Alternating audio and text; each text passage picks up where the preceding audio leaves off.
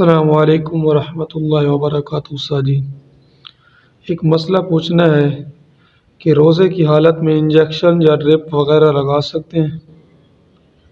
وعلیکم السلام ورحمۃ اللہ وبرکاتہ۔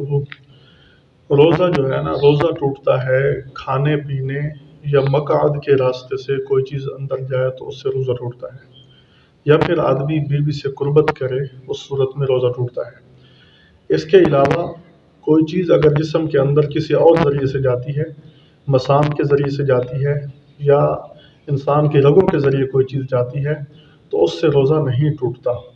جو یہ ڈرپ لگوائی جاتی ہے یا انجیکشن لگایا جاتا ہے، اس سے جو ہے نا انسان کے اندر تو کوئی چیز داخل ہوتی ہے، نہ منہ کے ذریعے سے اور نہ ہی مقعد کے ذریعے سے، تو اس سے روزہ نہیں ٹوٹے گا۔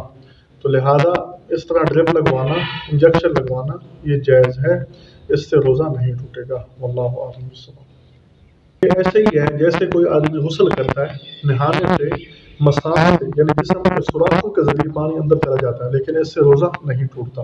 اسی طرح انجیکشن لگوانے اور ڈرپ لگوانے سے بھی روزہ نہیں